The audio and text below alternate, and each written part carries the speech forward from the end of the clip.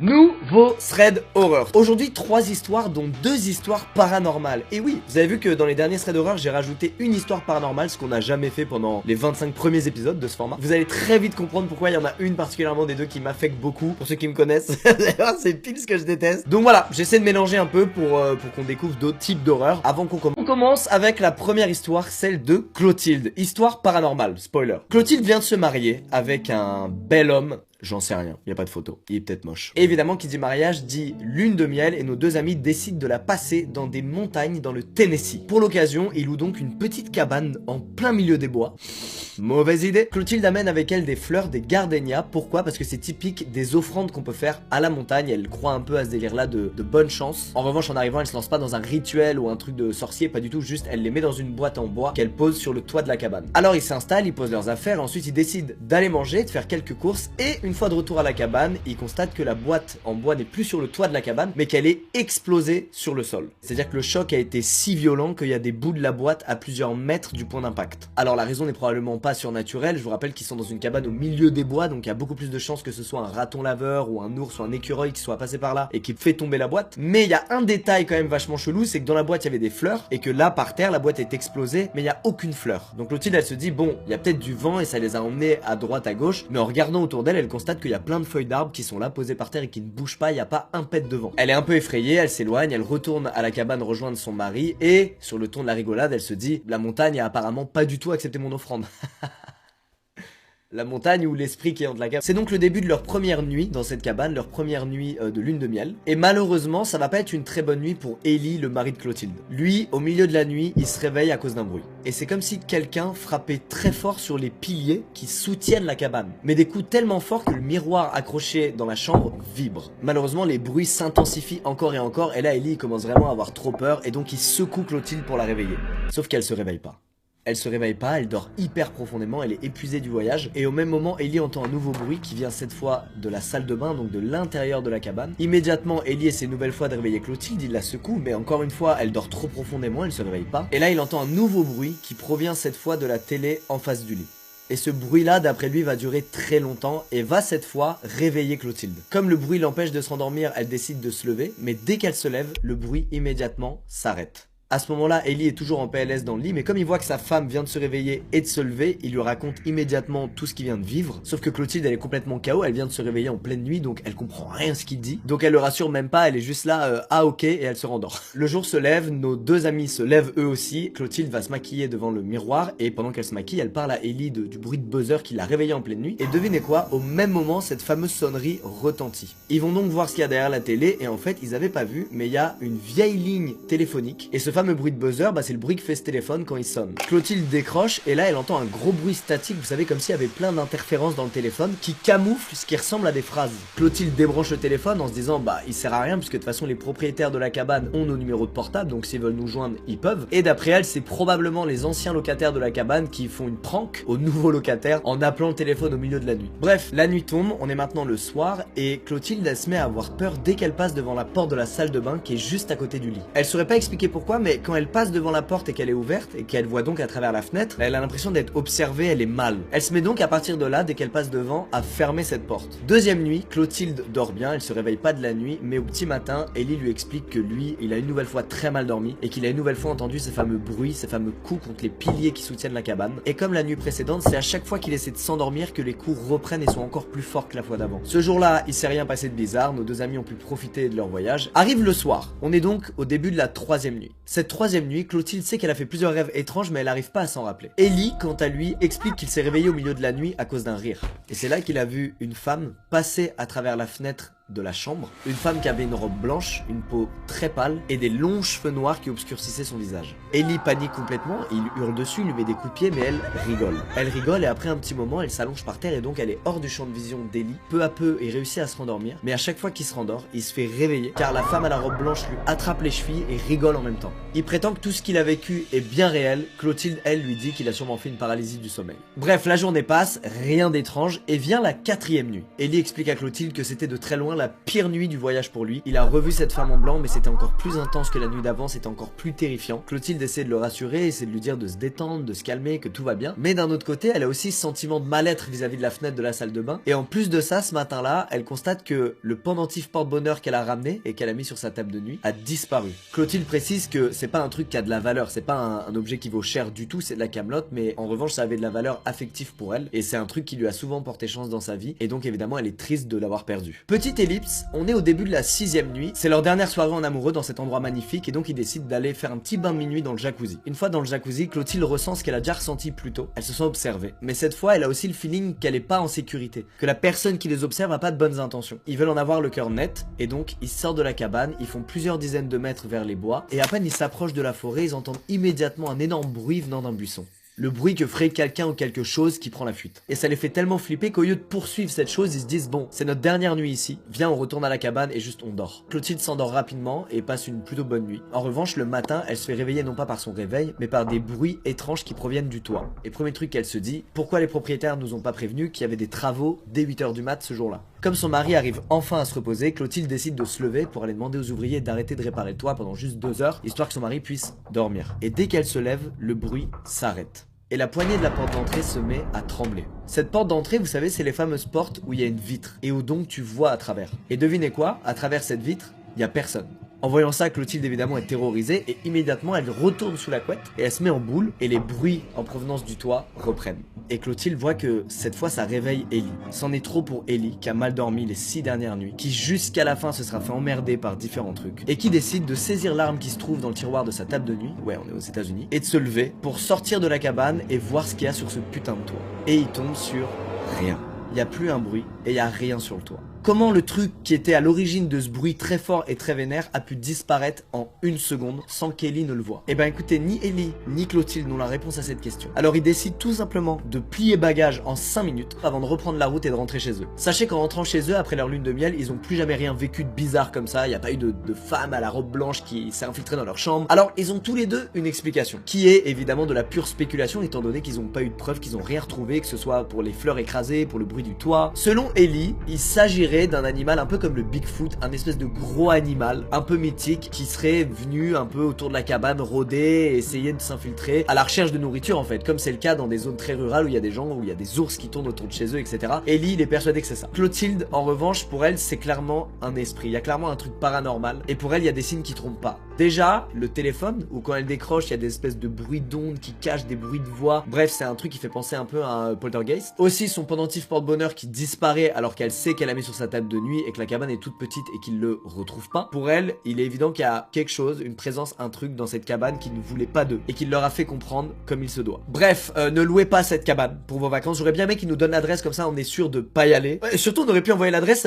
au grand JD. Putain, imaginez une nuit de JD dans cette cabane, mon rêve. Bref, il est temps pour moi de vous raconter la deuxième histoire beaucoup plus pragmatique, celle de Mélanie. En gros, à l'époque, dès qu'elle avait du temps, elle prenait des potes à elle, elle prenait une glacière avec plein de bière et elle partait camper à l'aventure. C'est un truc qu'elle faisait très régulièrement. Malheureusement, un jour elle a dû changer d'école, elle s'est fait des nouveaux potes, pas de soucis de ce côté-là, mais ces nouveaux potes camper, bah c'était pas du tout leur truc. Le temps passe, Mélanie ça lui manque, c'est vraiment une aventurière et un jour il fait tellement beau qu'elle se dit bon là ce serait du gâchis de pas aller camper, je sais que mes potes aiment pas ça, bah tu sais quoi, je vais y aller seule. Elle prend son matos, elle saute dans sa voiture et elle rejoint un spot isolé mais quand même assez proche de la civilisation pour pouvoir avoir de l'aide facilement si jamais elle a un souci. Elle arrive sur place, elle monte un petit camp et puis elle se pose au bord du feu avec un bouquin et rapidement lui vient ce feeling désagréable qu'on connaît dans ces threads d'horreur. Elle se sent observée. Elle se sent observée, elle entend des brindilles craquer, c'est normal, on est en forêt, il y a plein d'animaux. Mais quand même, elle entend des branches vraiment craquer, alors elle regarde en direction de ces branches et elle voit une biche qui la regarde et qui se barre en courant. Elle continue de lire son livre, elle continue aussi d'entendre toutes sortes de bruits de forêt autour d'elle, ce qui lui fait évidemment très peur. Et puis peu après minuit, elle rejoint sa tente et elle éteint les lumières. Elle s'endort paisiblement et vers 2h du mat, elle se réveille parce qu'elle entend des bruits très légers de pas.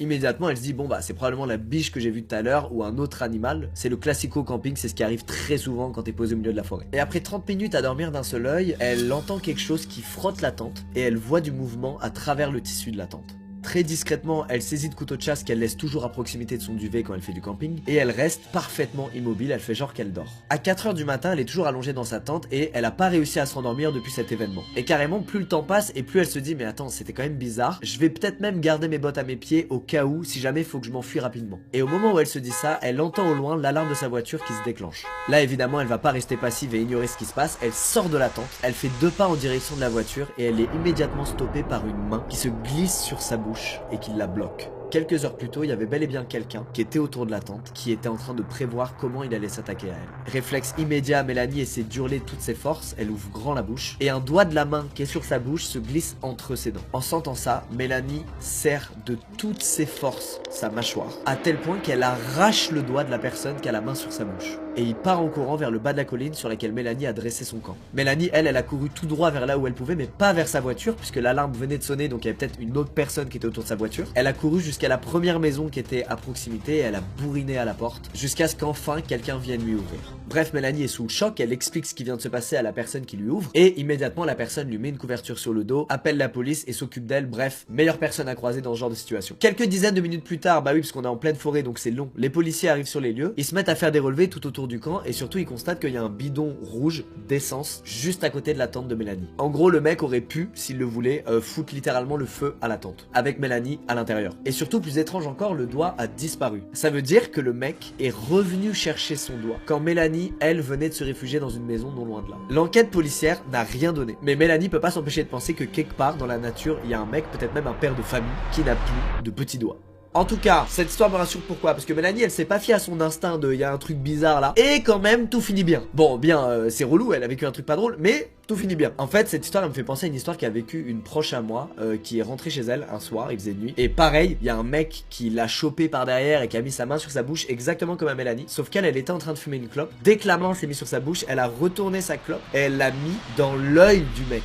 Imaginez la douleur, je pense que c'est pire que de se faire arracher un doigt. Le mec du coup il a immédiatement lâché en hurlant, donc elle a pu s'enfuir. Elle vit dans un village, elle vit pas dans une ville, et elle se dit putain, ça se trouve un jour je vais croiser un gars qui a une brûlure à l'œil et je saurai que c'est le gars qui m'a agressé ce jour-là. Bref, une fois de plus, voilà, camper dans des bois, dans des tentes. Non merci, je l'ai fait cet été, je me suis chié dessus, je le fais plus. Bon, il est temps de passer à la troisième et dernière histoire, c'est celle d'Isaac, elle est trop bizarre. Il a vécu un truc méga chelou, j'ai pas d'explication. Peut-être que vous en aurez une, peut-être c'est déjà arrivé à 3 gars parmi vous, et je compte sur vous pour nous le dire. Isaac, il a vécu plus de 15 ans dans une zone rurale du Michigan. Il se faisait un peu chier et il passait son temps à explorer les bois autour de chez lui. Quand il était petit, il allait y faire du vélo. Quand il était ado, il y emmenait ses crushs en date. Et une fois adulte, il est devenu propriétaire de la maison familiale. Bref, tout ça pour dire qu'il les connaît par cœur. À tel point qu'il s'est jamais perdu dans ces bois pendant plus de 10 ans. Ce 17 février, Isaac finit sa sieste en début d'après-midi. À son réveil, son chien est agité, il lui fait comprendre clairement qu'il veut sortir et Isaac comprend qu'il y échappera pas. Alors il s'y colle et il se met à marcher sur le chemin principal en direction des bois avec son chien. La balade se passe très bien, c'est reposant pour Isaac, c'est très cool pour son chien qui court partout. Et après 1 heure de balade sur ce chemin, il est temps de faire demi-tour. Isaac nous explique que son chien sur le retour, il l'attend pas. C'est-à-dire, il bombarde tout droit jusqu'à la maison. Et aussitôt, Isaac aperçoit un mouvement qui vient de sa gauche. Isaac nous dit que dans un premier temps, il s'attend à tomber sur une biche, un écureuil, un lapin, un renard, bref, un animal de la forêt. Sauf que c'est pas sur ça qu'il est tombé.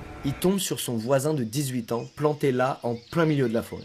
Il est dos à lui et il bouge absolument pas. Au début, Isaac sait pas trop comment réagir, alors juste il le fixe en se disant bah il va se retourner, il m'a entendu, il a entendu mon chien, il va se retourner. Mais pas du tout, son voisin reste immobile, dos à lui. Isaac explique que ce jour-là, il a beau avoir 26 ans, il ressent des trucs trop bizarres à ce moment précis. Et à un moment, ce qu'il ressent, ça devient tellement intense qu'il ferme les yeux et il a l'impression de tomber dans le vide en continu, à l'infini. En rouvrant les yeux, il est par terre. C'est comme s'il venait de tomber dans le coma pendant quelques secondes. Mais à son réveil, il a l'impression que quelque chose a changé. Déjà, son voisin n'est plus là. Ensuite, il fait beaucoup plus sombre. Pas comme si le temps s'était couvert et qu'il y avait des nuages, mais plus comme s'il y avait une espèce d'éclipse solaire. Et surtout, il se sent pas à sa place. C'est comme si la forêt ne voulait pas de lui. Il finit par se relever et quand il se retourne, il tombe sur son voisin. Il est face à lui, cette fois il le regarde et il lui parle et lui demande s'il va bien. Et une nouvelle fois, il ressent un truc bizarre, il a l'impression qu'il est en danger. Et carrément, instinctivement, pour se défendre, il lève les bras au-dessus de lui. Et une nouvelle fois, blackout. Il se réveille à 4-5 mètres de l'endroit où il s'est évanoui. Son chien est à côté de lui, mais son voisin n'est plus là. Isaac comprend rien à ce qui vient de lui arriver. Alors il se lève et il tape son meilleur sprint jusqu'à chez lui. En arrivant chez lui, évidemment, il verrouille sa porte d'entrée à double tour et il va tout de suite prendre une douche, il se sent mal. 1 heure plus tard, son colocataire rentre et il tombe sur Isaac, assis dans le canapé au milieu du salon, en train de se taper un bon gros whisky et de fumer des clopes. Immédiatement, il comprend qu'il y a un truc qui va pas. Isaac lui explique ce qui s'est passé et son colocataire lui dit: écoute, il y a probablement une explication très pragmatique, t'es pas fou, t'inquiète, je vais aller toquer chez ton voisin et je vais lui poser des questions. Comme ça, on va savoir si ce que t'as vécu est réel ou si juste tu t'es évanoui et t'as halluciné. 30 minutes plus tard, son colocataire est de retour et il est terrifié. Il s'assoit à côté d'Isaac et il lui raconte ce qui s'est passé. En arrivant chez le voisin, déjà il n'y avait aucune voiture devant la maison, donc son coloc a supposé qu'il n'y avait personne. Il a quand même sonné et après plusieurs secondes, la porte d'entrée s'est ouverte juste de quelques centimètres. Il a approché sa main de la porte pour la pousser, sauf qu'au moment où sa main a touché la porte d'entrée, elle s'est ouverte d'un coup sec. Et derrière elle se trouvait le fameux voisin qui fixait le sol.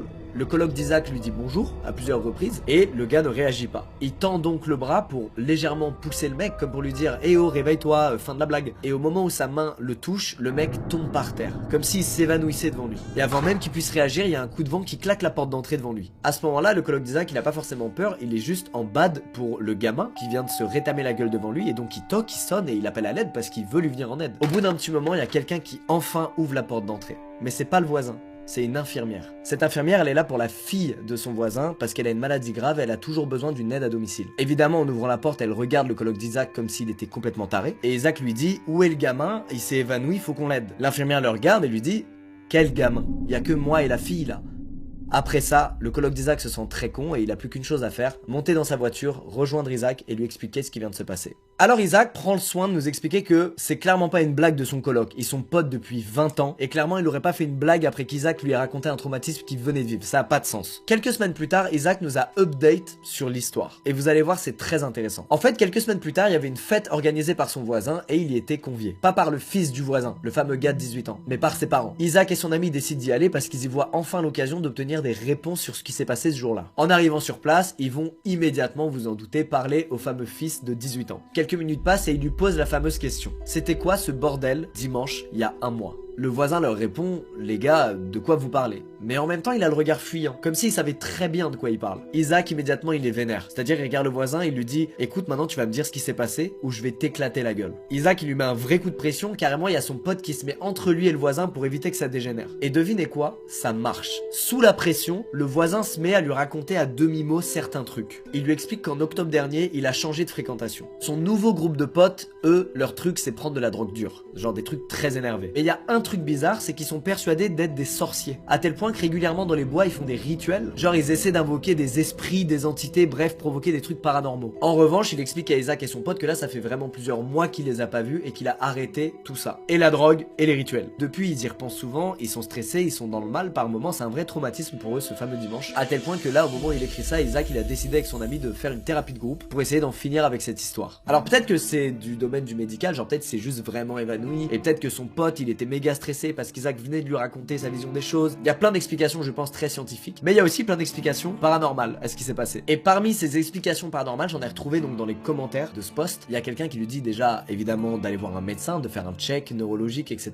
voir s'il n'y a pas juste une raison médicale, et qui lui dit ensuite que ce qu'il a expérimenté, ça peut ressembler à plusieurs choses. Il a plusieurs thèses, le gars il dit par exemple que ça peut être genre une possession, pas de lui, hein, mais du mec de 18 ans. Il lui dit aussi que ça peut être, vous savez, ces fameux trucs d'enlèvement extraterrestre où des gens s'évanouissent, se réveillent avec une cicatrice, machin. Bon, on en pense ce qu'on veut, je vous dis juste les thèses possibles paranormales, histoire qu'on ait un peu à manger là, à la fin de cette histoire. En revanche, lui, il lui dit qu'il a probablement vécu un glissement de temps. C'est-à-dire qu'il a fait un jump dans l'espace-temps, d'où le fait qu'à un moment, il a un changement radical de sa perception de ce qui l'entoure. Bref, que s'est-il passé ce fameux dimanche? J'espère qu'Isaac et son ami trouveront un jour la réponse parce que ça a l'air de les avoir sacrément marqués. J'ai pris des couleurs ou pas? Une petite note sur 10 par rapport à avant? Maintenant. Avant? Maintenant. Alors, déjà, comment allez-vous? J'ai plus l'habitude de vous parler là, ça fait longtemps de fou, ça me fait bizarre de parler à une caméra. Il y a une vidéo chaque semaine pendant le mois d'août, mais moi là, j'ai pas tourné depuis un mois. Un mois sans lire des histoires d'horreur. Comment j'ai bien dormi.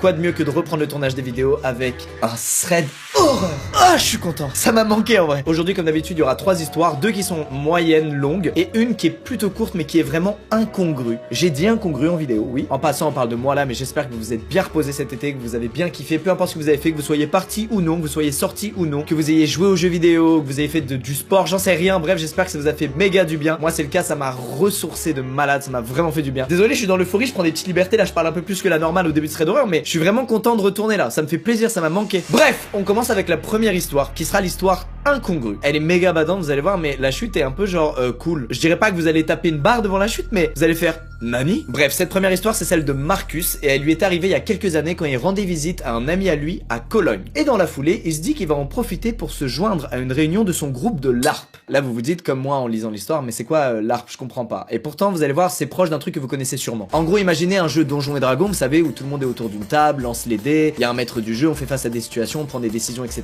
Bah là, c'est la même chose, sauf que chaque personne autour de la table est déguisée et incarne vraiment le personnage qu'il joue dans le jeu. Bref, vous l'aurez compris, Marcus, il est fan de RP et il en fait d'ailleurs depuis qu'il a 14 ans. Et quand il a commencé à bien gagner sa vie, bah il a commencé à investir de l'argent dans ses costumes, dans son RP, et ça fait de lui un joueur assez important de RP. Il est bon là-dedans, c'est son délire. Bref, Marcus va donc à cette soirée RP à laquelle il va jouer à ce jeu avec ses amis, et puis à la fin de la soirée, il a toujours son déguisement. Et à ce moment précis, il doit rentrer chez lui et donc traverser la ville en chevalier médiéval. C'est pas un plan de ouf quoi en termes de discrétion, t'attires bien l'attention à une heure où t'as vraiment envie d'être invisible, c'est chiant. Il décide donc de se changer avant de partir de cette soirée pour redevenir un simple civil dans les rues de Cologne, sauf que toute la tenue ne rentre pas dans son sac. Il garde donc sur lui un bout de pantalon, un bout de tunique, enfin il garde quelques trucs qui rentrent vraiment pas dans son sac, et il se dit bon ça fera le taf, je suis globalement beaucoup plus discret que quand j'avais la full tenue de chevalier médiéval. Marcus prend le bus, le noctilien, pour rentrer chez lui, et dans le bus il remarque un mec qui le guette pas mal du coin de l'œil. Mais il se dit bon, si les rôles étaient inversés, il ferait la même, il regarderait l'autre en se disant mais qu'est-ce que ce mec fout avec des bouts de tunique, un pantalon déchiré bizarre, on est où là? Quelques arrêts plus tard, Marcus descend du bus et cet inconnu descend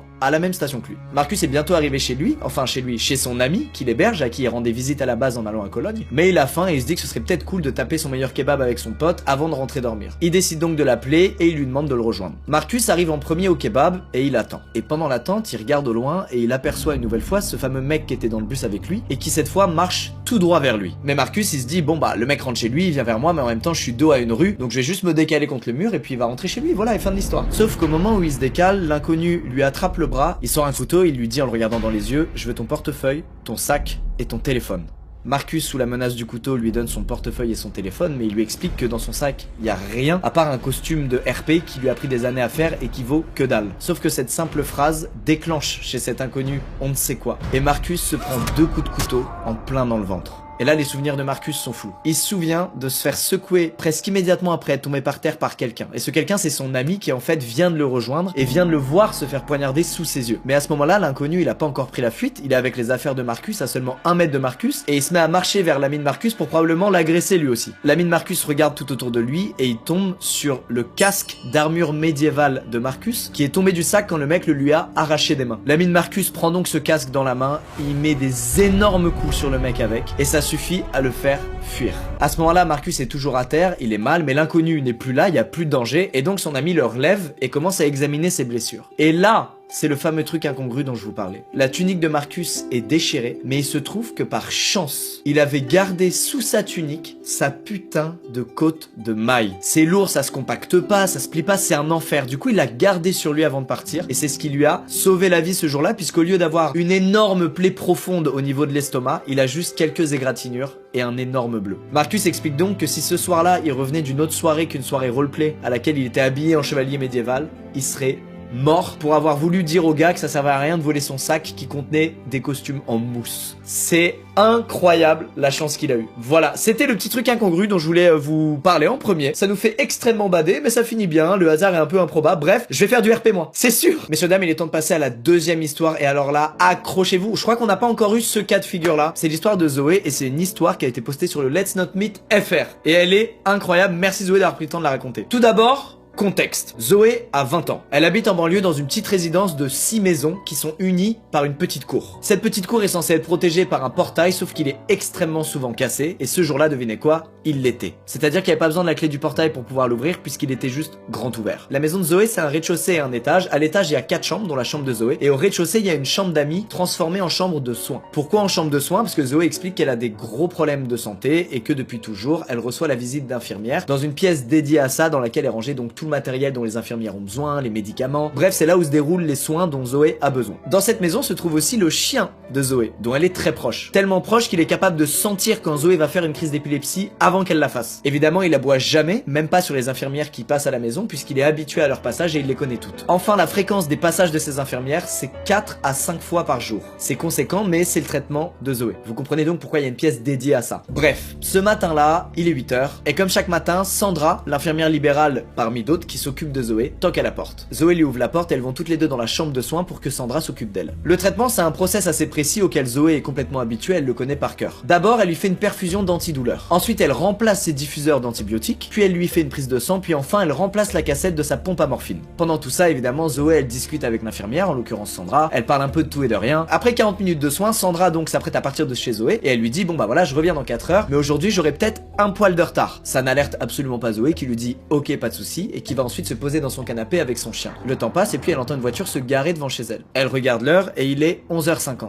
On est donc 1 heure avant l'arrivée prévue de Sandra. Et puis en levant les yeux, elle voit que son chien est maintenant assis devant la porte d'entrée et qui grogne. Mais malgré tout, Zoé, elle est pas paniquée du tout. Pourquoi? Parce que c'est un truc qui lui est déjà arrivé, qu'une infirmière arrive 1 heure en avance, puisque des fois elles inversent 2 créneaux pour des histoires de logistique, c'est plus pratique selon où elles sont, etc. Elle entend toquer à la porte, et ça c'est étrange parce qu'habituellement à partir du 2e créneau de la journée, l'infirmière ne prend plus le temps de toquer, elle rentre directement, elle va voir Zoé. Et puis en ouvrant la porte, elle tombe non pas sur Sandra, mais sur une infirmière qu'elle n'a jamais vue. Elle lui explique qu'elle s'appelle Camille, qu'elle est étudiante en 3e année d'infirmière, et que Sandra sera un peu en retard et elle lui a donc demandé de venir préparer les soins avant son arrivée. Encore une fois, c'est un truc qui est déjà arrivé pas mal de fois à Zoé ça. Mais bon quand même, elle est étonnée que Sandra l'ait pas prévenue, surtout qu'habituellement au moindre imprévu, elle reçoit un message direct. Elle se dit qu'elle doit être débordée, et donc elle montre à Camille, cette étudiante, la salle de soins. Mais son chien continue de grogner, à tel point que Zoé le sort de la salle de soins et l'enferme dans le salon. De retour dans la salle de soins, Zoé s'assoit, elle sort son tel, elle check des trucs, le temps que Camille fasse toutes les préparations. Et en levant les yeux, Zoé voit que Camille a dans la main une seringue.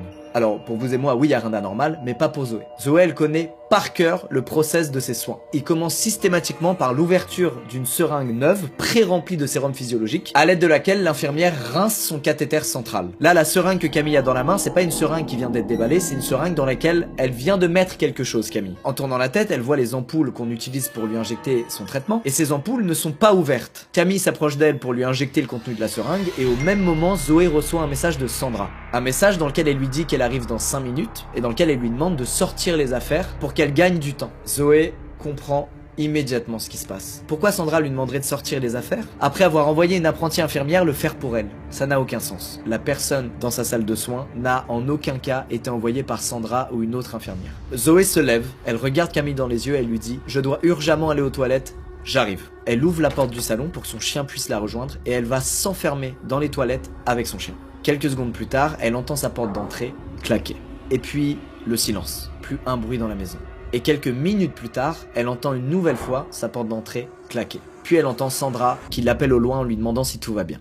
Zoé, elle est soulagée, elle sort des toilettes, elle rejoint Sandra, elle lui explique ce qui vient de se passer et elle est complètement choquée. Sandra prend tout de suite très au sérieux la situation, elle appelle la police, ils fouillent la salle des soins, ils essaient de trouver des indices, peut-être des cheveux de cette personne, ils font des prélèvements et surtout, ils récupèrent la seringue que Camille n'a pas emportée avec elle. Quelques jours après cette histoire, Zoé a eu des nouvelles des analyses du contenu de cette seringue. Et comme prévu, c'était pas du tout du sérum physiologique. Dans cette seringue, il y avait 2 trucs. Le premier, c'est un paralysant. Il y avait une dose assez puissante pour paralyser un homme de 120 kg. Le deuxième, c'était un médicament pour diminuer le rythme cardiaque. Sauf que la dose de ce truc-là dans la seringue était tellement énorme qu'elle aurait arrêté le cœur de n'importe qui. Mais une semaine plus tard, Zoé a de nouveau des news. Apparemment, cette fille, Camille, la suivait depuis au moins 3 mois. C'est-à-dire que la police a réussi à trouver des images de caméras de surveillance d'une pharmacie. Et on y voit Zoé au comptoir et Camille, le rayon d'à côté, très attentive sur ce que Zoé raconte au pharmacien. C'est donc en l'espionnant comme ça qu'elle aurait su qu'elle a des traitements à domicile, qu'elle aurait su les heures de passage approximatives des infirmières, qu'elle aurait su aussi son adresse. Alors tout ça c'est pas fait en une seule fois, ça s'est fait sur plein de jours. Comment se termine l'histoire? Bah écoutez, l'enquête est toujours en cours. Zoé ne sait toujours pas qui était Camille et pourquoi elle l'a choisi elle et pourquoi elle voulait arrêter son cœur, enfin ça a pas trop de sens. C'est une tentative de meurtre quoi, gratos. Zoé a pas déménagé, elle habite toujours au même endroit, simplement c'est systématiquement les mêmes infirmières maintenant qui passent la voir. Et aussi maintenant quand elle se rend dans une pharmacie pour acheter ses traitements, bah chaque fois c'est une pharmacie différente, un jour différent et une heure différente. Voilà, horrible cette histoire. Ah, je retire mon casque, j'ai chaud. Bref, j'espère qu'elle vous a fait kiffer celle-là, moi je la trouve incroyable. En tout cas, Zoé, si tu regardes cette vidéo vu que t'es française, t'as été d'un courage incroyable. Merci de nous avoir partagé ton histoire et puis courage pour tes traitements. Messieurs, dames, c'est l'heure de la dernière histoire et c'est celle d'Eva. L'histoire se passe un an avant qu'Eva la raconte, à une époque où Eva vit seule. Entre temps, elle a emménagé avec son copain. Félicitations Eva. Ce jour-là, il est 20 h, elle est tranquille dans sa chambre à l'étage de sa maison. Elle bosse sur un projet de broderie. Et Eva, quand elle fait un truc, elle est vraiment focus, donc elle a aucune conscience de ce qui se passe autour d'elle, quoi. Bref, elle est donc en train de broder et puis d'un coup, elle sent son lit vibrer.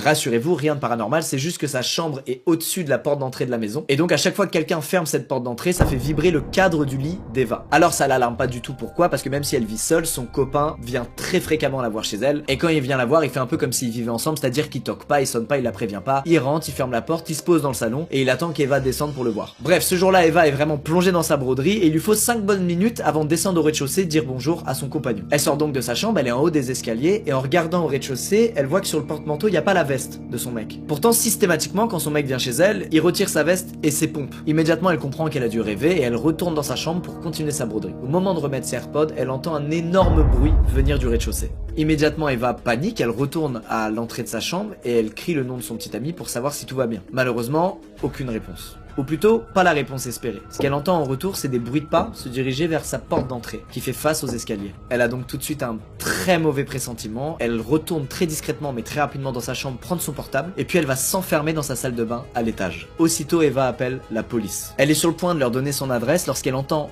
des pas dans ses escaliers. La personne au téléphone lui demande son adresse et ce qui se passe, et Eva, en chuchotant, lui donne juste son adresse à répétition, sans rien expliquer. Elle a pas le temps, il y a quelqu'un qui est en train de monter les marches, et quelques secondes plus tard, ce quelqu'un est déjà devant sa chambre, là où elle était il y a à peine 20 secondes. Eva, elle en est maintenant certaine, ce n'est pas son mec qui est dans la maison. Clairement pas. Et elle décide d'ouvrir la fenêtre de la salle de bain et de descendre sur le toit de son garage. Elle est donc sur le toit de son garage et là il n'y a pas d'autre solution que de ressauter, sauf que cette fois c'est un peu plus haut. Elle s'explose les genoux à l'arrivée, elle se râpe complètement. Et là elle se relève, elle a pas le temps de réaliser ce qui vient de se passer, qu'elle court le plus vite possible, le plus loin possible. Et faut savoir qu'à ce moment-là, on est mi-octobre, il fait complètement noir dans la rue, elle sait pas où elle va, elle sait pas si le mec la suit ou pas, elle en sait rien, juste elle court. Et pendant sa course, elle fait un truc assez ouf. Elle prend son téléphone, elle raccroche avec la police, alors qu'elle sait toujours pas s'ils vont venir ou non, et elle appelle son petit ami pour lui expliquer ce qui vient de se passer. Dans sa course, elle se réfugie dans un magasin dont elle donne l'adresse à son copain au téléphone. À son arrivée, elle lui explique donc ce qui vient de se passer, il est complètement choqué, il décide de rappeler la police, parce que là, ils peuvent pas rentrer, le mec est peut-être toujours là, il est peut-être très dangereux, et c'est seulement 15 minutes plus tard, 15 longues minutes plus tard, qu'une patrouille arrive à la maison. Autant vous dire que ces 15 minutes, si Eva était restée dans la salle de bain, ça l'aurait pas fait. 5 minutes après leur arrivée, la police rappelle le mec d'Eva pour lui expliquer un peu ce qu'ils ont découvert dans la maison. Déjà en arrivant, la porte d'entrée était grande ouverte. Et dans le salon, la grande table basse avait été complètement renversée. C'était ça le fameux gros bruit qu'Eva a entendu quand elle était à l'étage. À l'étage, la porte de la salle de bain, elle a été enfoncée tellement fort que le cadre de la porte lui-même s'est barré du truc. En revanche, la maison n'a pas été fouillée et rien n'a été volé. Après avoir eu ces explications, Eva et son mec ont bien sûr pu retourner à leur maison, avec les policiers toujours présents sur place évidemment. Une équipe d'ambulance a été appelée, Eva s'est fait examiner, elle s'est fait un peu soigner ses genoux, compris cher dans sa chute, et Eva a réalisé que c'était peut-être très dangereux de laisser ouvert sa porte pour que son mec puisse la rejoindre quand il veut. Et que peut-être il aurait fallu la fermer à clé constamment et lui donner un double des clés. Mais d'un autre côté, elle vit dans une toute petite ville dans laquelle il se passe vraiment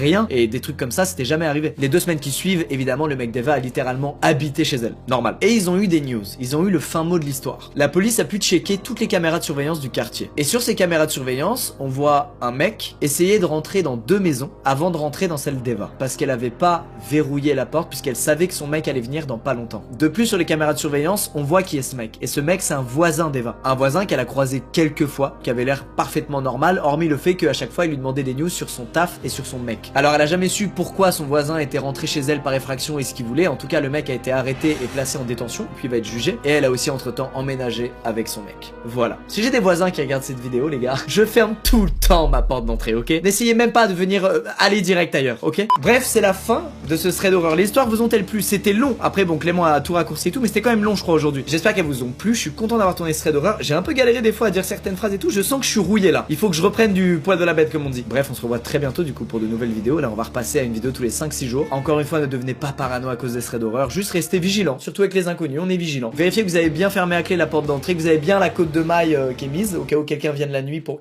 Ça y est, putain, j'étais plus du tout parano là pendant mes 2 dernières semaines de vacances, j'avais oublié. Et là, le fait de relire des trucs comme ça va me...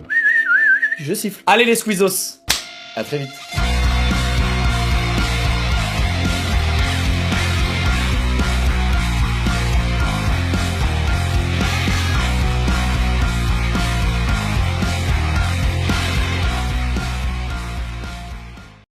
Bibibadouap les Squeezos, comment allez-vous? Fouh, on est cringe d'entrée de jeu. J'espère que vous avez passé un très bon Noël et qu'il vous est rien arrivé de creepy. En tout cas, on finit l'année comme elle a commencé, avec un thread horreur. Les histoires sont assez folles et il y en a une qui est un peu dans le surnaturel. Enfin, on sait pas trop et c'est ça que j'aime bien. Habituellement, moi je suis pas très fan du surnaturel, vous le savez, et il y en a jamais dans ces threads horreur parce qu'on se base sur des témoignages, sur des vraies histoires. Donc comment prouver qu'un truc est surnaturel ou non? Bah faut envoyer le grand JD. Voilà, je vais pas l'appeler à chaque fois pour lui demander d'aller vérifier. Donc généralement, je me tiens à des témoignages très rationnels. Mais là, j'avoue, il y a une histoire, c'est une petite dinguerie. Je me suis dit, il faut que je la raconte. Elle m'a un peu touché. Elle m'a un peu hérissé les poils. On commence avec la première histoire, l'histoire hashtagade. Ouh, vous l'avez pas vu venir.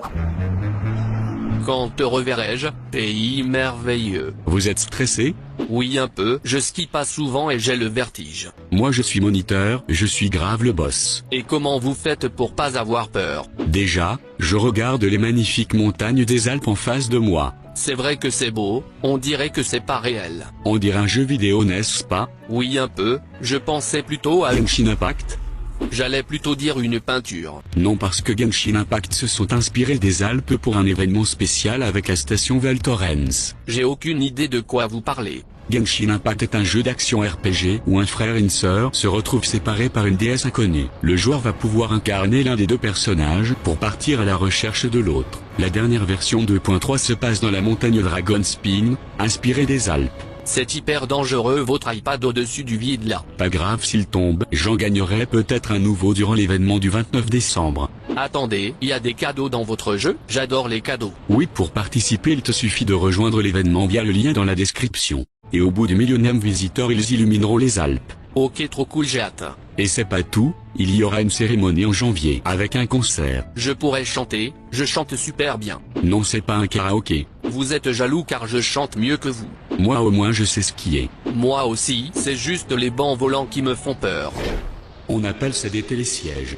Ok, pas la peine de vous la péter. Ok, maintenant que vous avez téléchargé Genshin Impact, on peut passer vraiment à la première histoire, celle de Nathan. À l'époque, Nathan vit donc dans la demeure familiale avec ses parents et sa sœur. On est en 2008 et donc son père vient d'avoir Foxtel qui est la télévision câblée en Australie. En revanche, il n'y a qu'un seul câble, ce qui fait qu'il y a la télé que dans le salon. Mais Nathan, il veut absolument une télé dans sa chambre. Pour résoudre ce problème, il a de la chance, son père c'est un peu un geek et il décide d'acheter un émetteur-récepteur AV. Vous connaissez le principe, on branche un émetteur à la télé qui est dans le salon et il est chargé d'envoyer l'image à un récepteur qui lui est branché à la télé de Nathan dans sa chambre. On est samedi et Nathan passe son après-midi à installer le matériel, à setup tout ça pour ensuite pouvoir mater la télé tranquille. Et on a de la chance parce qu'à l'époque il a pris des photos de l'installation. Hop là, ça vous plonge tout de suite dans le passé à la vue de cette télé, vous avez de la nostalgie en vous, c'est normal. Et vous allez voir par la suite que c'est très cool qu'il ait pris des photos. Ce jour-là, Nathan, il galère à installer le truc. Il débranche, il rebranche, il n'y a pas d'image, il comprend pas et soudainement, l'image grésille.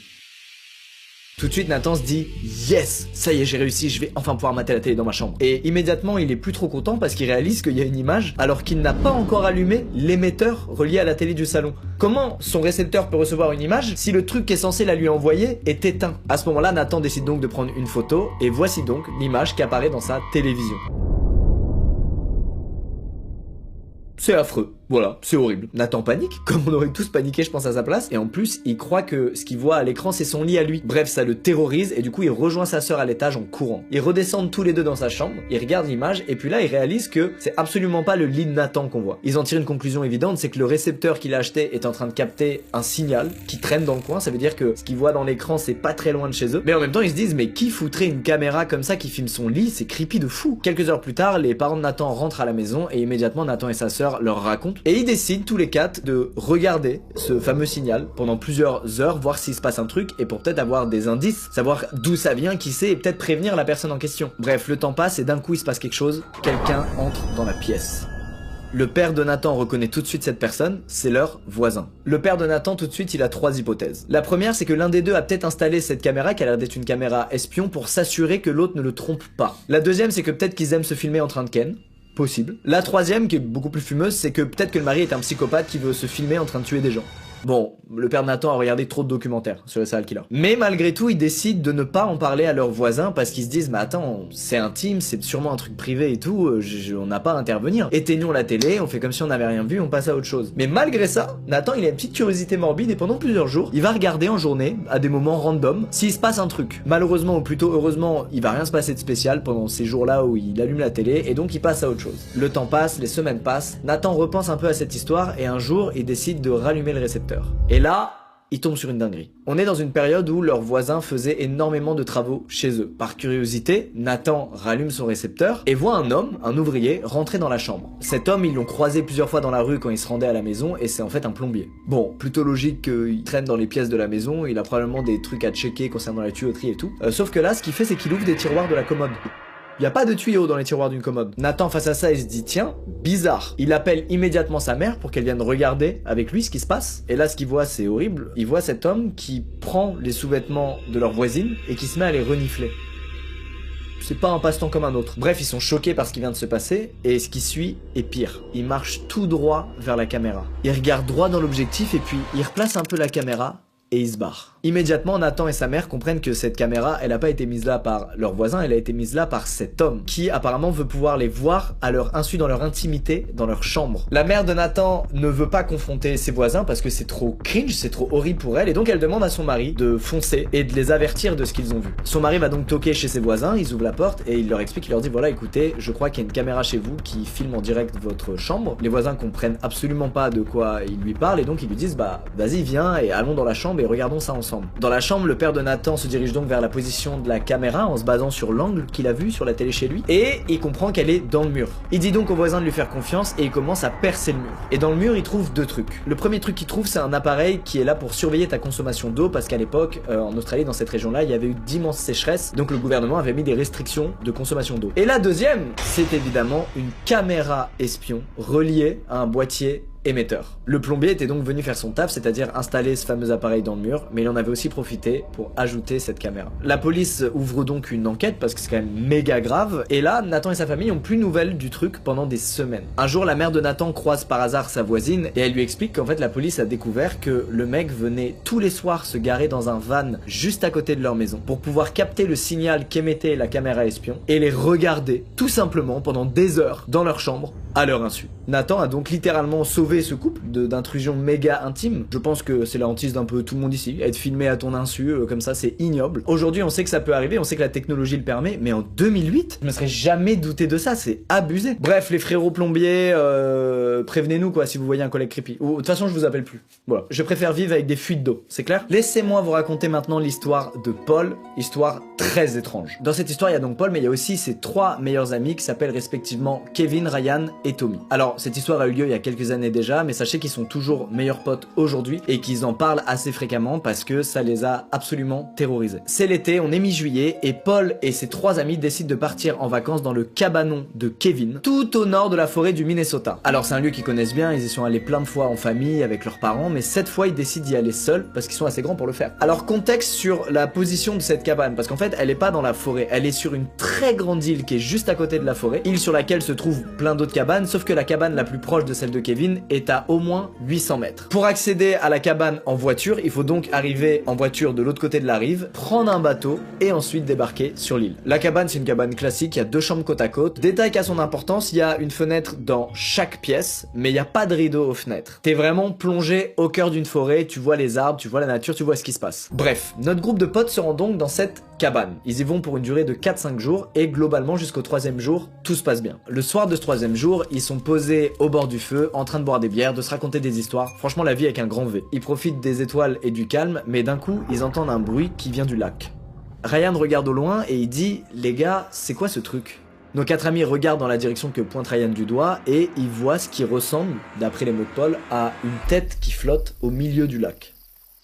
Mais bon, Paul et ses amis restent très pragmatiques, ils se disent bon, on voit pas de fou, le truc est à 100 mètres, c'est probablement un huard. C'est des oiseaux vagabonds nocturnes qui chassent donc très tard et il y en a énormément autour du lac. Bref, petit coup de pression quand même pour notre groupe d'amis qui décide quand même de reprendre la soirée en mode bon les gars, c'est un oiseau, continuons de boire des bières, amusons-nous, on est stressé pour rien là, on a plus 12 ans. Le temps passe et Paul a envie d'aller aux toilettes, sauf que la salle de bain est déjà prise par l'un de ses amis. Il se lève, il se rapproche du bord du lac pour faire sa petite affaire et en levant les yeux, il revoit au loin cette fameuse tête. Sauf que cette fois, elle est plus à 100 mètres, elle est à 50 mètres. Il retourne en courant voir ses potes et il leur dit « Les mecs, s'il vous plaît, venez avec moi, c'est chelou cette histoire de tête dans l'eau là. » Sauf qu'il est tard, que le feu est en train de s'éteindre, ils sont fatigués, ils se sont déjà pris une fois un coup de pression en voyant tous la tête et donc du coup, ils se disent à Paul « Frérot, viens plutôt, on rentre dans la cabane, on ferme les portes et on se couche quoi, il est tard. » Tout le monde se couche, sauf Paul, qui regarde une dernière fois par la fenêtre voir s'il revoit cette fameuse tête et il est rassuré parce qu'elle n'est plus là.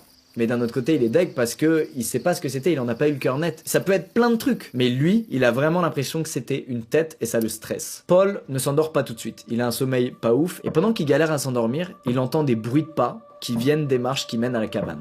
Sauf que le bruit dure 3 minutes, mais que monter les escaliers, ça met 12 secondes. Qu'est-ce que c'est que ce bordel? Après ce qui lui a semblé être une éternité, Paul entend les bruits de pas s'accélérer et partir au loin dans la forêt.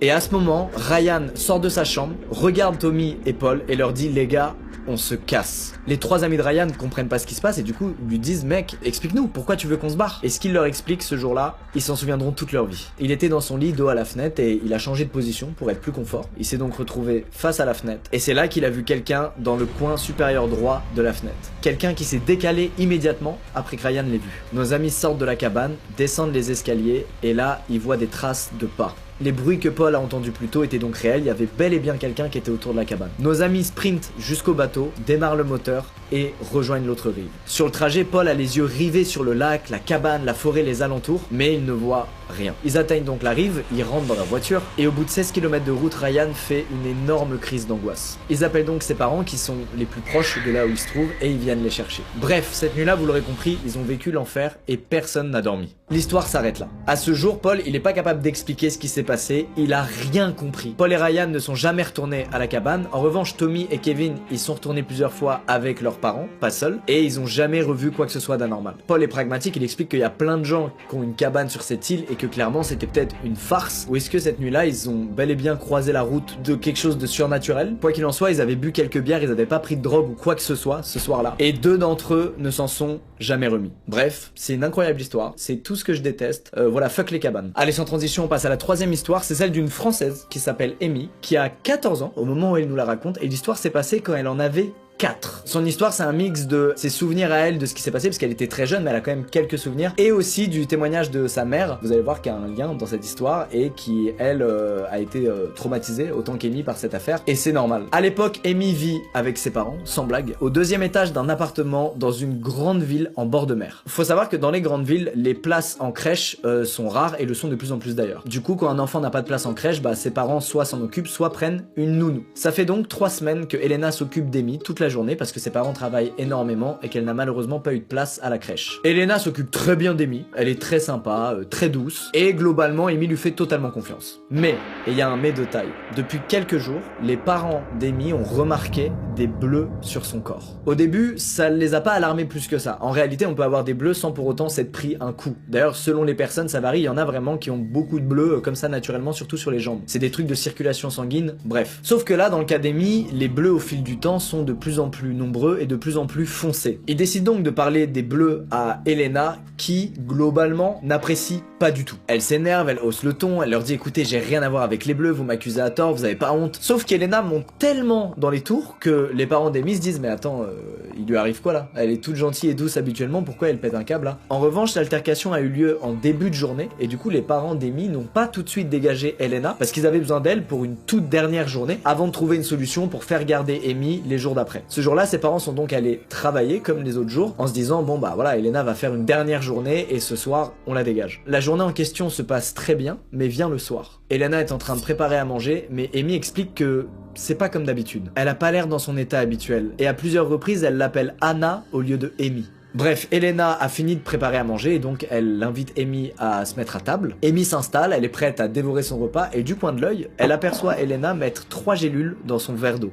Et puis elle lui tend le verre et elle demande à Amy de boire. Évidemment, Amy refuse. Du coup, Elena s'énerve, lui crie dessus, lui dit t'es qu'une sale gosse, je t'ai demandé de boire cette eau, donc tu vas boire cette eau. Amy fond en larmes, Elena continue de lui crier dessus et exige qu'elle boive cette eau. Et puis quelqu'un se met à cogner à la porte d'entrée. Et ce quelqu'un, c'est le père d'Amy qui vient d'entrer du travail, mais qui en mettant sa clé dans la serrure n'a pas réussi à ouvrir sa propre porte d'entrée. Pourquoi? Parce qu'il y a déjà une clé sur la serrure, mais de l'intérieur. En revanche, à travers la porte, le papa d'Amy entend sa fille en larmes et entend les cris d'Elena. Il se met donc à crier, il ordonne à Elena d'ouvrir la porte d'entrée. Immédiatement, Elena arrête de crier sur Amy. Elle se dirige vers la fenêtre du salon et elle saute. Elle saute donc du 2e étage, ce qui est possible sans se blesser si on fait une bonne réception. Et quelques minutes plus tard, le père d'Amy réussit à forcer la porte et rentre rassurer sa fille et la prendre dans ses bras. Lui et sa femme appellent immédiatement la police qui arrive sur les lieux 10 minutes plus tard et qui pose des questions à Amy. Amy qui est incapable de répondre parce qu'elle est traumatisée par ce qui vient de se passer, c'est horrible. Il commence donc à fouiller l'appartement par sécurité et il tombe sur quelque chose de vraiment pas rassurant. Dans un tiroir de la cuisine, il tombe sur un rouleau de scotch de déménagement, une corde et un couteau qui n'était plus à sa place dans le bloc de couteau de la cuisine. Quelques jours plus tard, la famille d'Amy a des news des policiers puisqu'ils ont arrêté Elena et qu'ils ont résolu l'affaire. En fait, ils ont appelé la chef de l'entreprise où Elena travaillait et cette chef leur a dit écoutez les gars, l'employé dont vous me parlez a été licencié il y a maintenant 1 an après qu'on ait reçu plusieurs plaintes de parents pour coups sur enfants. Le jour où elle s'est volatilisée, les gélules qu'elle avait mises dans le verre de Amy, c'était des somnifères. C'était du zolpidem et c'est clairement pas le genre de médicament que tu donnes à un enfant de 4 ans. Amy, elle a pas trop de souvenirs, c'était juste un mauvais moment, mais il lui est rien arrivé de physique ou quoi que ce soit, mais voilà, elle explique que ses parents, même 10 ans après, ils s'en veulent encore. Amy, je suis ravi qu'il ne te soit rien arrivé, c'est marrant, ça me fait penser, enfin marrant, le mot est très mal choisi, mais ça me fait penser à quand j'étais jeune et que j'allais à l'école primaire, je crois que j'étais en CP ou en CE1, et j'ai failli me faire kidnapper. Je l'ai déjà raconté dans une vidéo anecdote, mais c'est vrai, j'ai failli me faire putain de kidnapper, c'est abusé. D'ailleurs, sachez que si vous êtes victime ou que vous avez connaissance d'une situation de maltraitance d'un enfant, il y a un numéro qui existe, c'est le 119. Il est fonctionnel 24 heures sur 24, 7 jours sur 7, il est gratuit. C'est un numéro national dédié donc à la protection des enfants en danger ou en risque de l'être. Donc voilà, si vous avez un doute, n'hésitez pas, on sait jamais, ça peut toujours sauver des vies. C'est la fin de ce thread d'horreur. J'espère qu'il vous a plu. C'est des trucs où, avant même de lire des histoires comme ça, c'est ma hantise. Je serais angoissé non-stop si j'avais un enfant. Un grand respect à tous les parents qui regardent les vidéos. Je sais que vous êtes de plus en plus nombreux, que vous ayez 30 ans ou 50. Comment avez-vous fait? Maman, respect. On dirait bien que dans 2-3 jours c'est le nouvel an. Amusez-vous bien, fêtez ça comme il se doit. Et on se retrouve en 2022. À l'année prochaine. Je la dis premier degré, cette phrase, ok?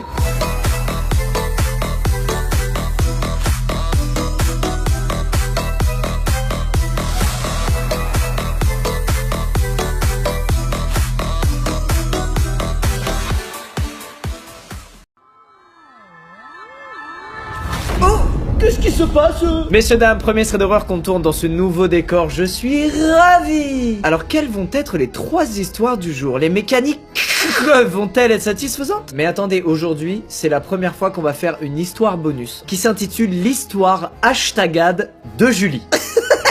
Oh, comment j'essaie de vous arnaquer. Non mais attendez, on a écrit un truc et tout, j'aime bien. Vroom vroom. Bonjour, il me faut de l'essence. Bonjour, moi c'est Marc. Ok, moi c'est Jennifer. Vous voulez un conseil?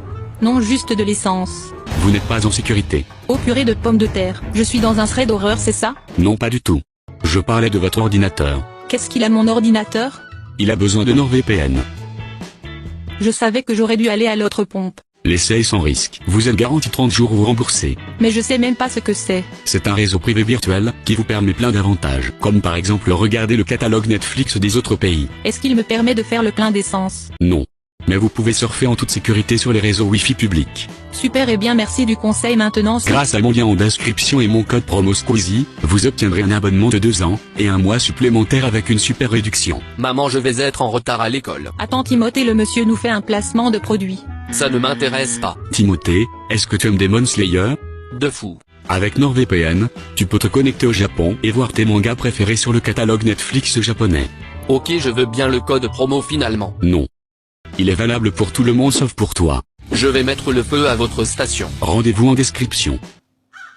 Pas mal, merci Julie, on passe à la première vraie histoire. Et attendez, avant qu'on commence, j'ai vu qu'il y a plein de gens qui regardent les threads d'horreur en couple, qui prennent ça comme un prétexte pour se coller à leur amoureux ou amoureuse. Collez-vous, prenez-vous dans les bras, que de l'amour, ça me fait plaisir. On commence tout de suite avec la première histoire qui est celle de Alix. L'histoire se passe quand Alix avait encore 14 ans. Faut savoir qu'Alix est l'aîné de la famille et donc comme tous les aînés parmi vous, vous le savez, on vous a déjà demandé de garder le petit frère ou la petite sœur. Et ben à l'époque, Alix, on lui a demandé de garder ses 3 petits cousins. Ça fait beaucoup de responsabilités pour un ado de 14 ans. Sa tante et son oncle lui demandent de faire la babysitter parce qu'ils se rendent à un mariage. Ils vont donc passer la journée à plus d'1 heure de la maison et rentrer très tard. Mais alors où est donc cette maison? Elle est en Pennsylvanie, c'est une grande maison familiale qui est sur un flanc de montagne, au milieu de rien, vraiment de rien. Et la route principale la plus proche, donc une route assez fréquemment empruntée, est à 1 km de la maison. Bon, en gros vous l'aurez compris, on parle vraiment d'une maison bien isolé. Tu te retrouves pas proche de cette maison accidentellement, c'est pas possible. Bref, avant de partir, sa tante et son oncle lui laissent de l'argent pour commander des pizzas. Ils lui laissent aussi leur numéro de téléphone portable à côté de la ligne fixe du téléphone de la maison. Parce que oui, ça se passe au début des années 2000, donc Alix n'a absolument pas de portable et elle dit que même si elle en avait eu un, vu l'endroit où est la maison, elle aurait probablement pas eu de réseau du tout. Bref, il est 20h, le bébé de 1 an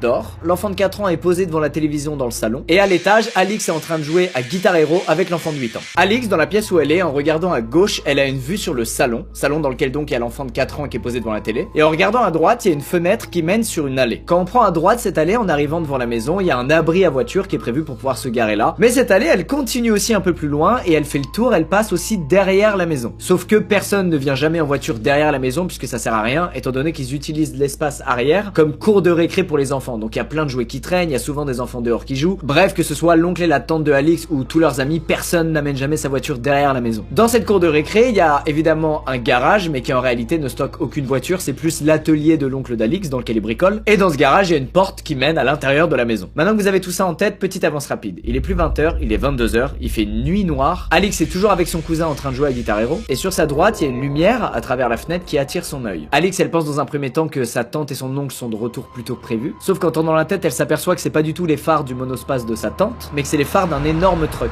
Elle a donc jamais vu ce véhicule et en plus de ça, elle comprend que le véhicule n'est pas en train de se garer sous l'abri à voiture qui est devant la maison, mais il est en train de continuer son chemin dans l'allée pour arriver derrière la maison. Elle en déduit donc immédiatement que cette personne n'est pas une habituée des lieux et qu'elle est jamais venue ici. Alix descend dans le salon et elle prend immédiatement le téléphone de la ligne fixe pour appeler le 911, la police. Elle a même pas le temps d'avoir un opérateur au téléphone qu'elle entend la porte du garage être secouée violemment. Elle comprend donc vite la situation. Un inconnu essaie d'entrer dans la maison, dans laquelle il y a juste elle et ses 3 petits cousins dont elle doit s'occuper. Et là, soulagement pour Alix, elle a enfin un opérateur au téléphone. Opérateur qui va rapidement lui expliquer qu'il y aura personne sur place avant 30 minutes puisque la maison est complètement perdue au milieu d'une montagne. L'opératrice lui dit qu'elle va la garder en ligne pendant ce temps et elle lui demande aussi le numéro de sa tante pour la prévenir, pour qu'elle rentre plus tôt que prévu du mariage. Alix se retourne pour prendre le papier que sa tante lui a laissé, papier sur lequel il y a le numéro de téléphone de sa tante, et en se retournant, elle voit à travers une fenêtre un homme.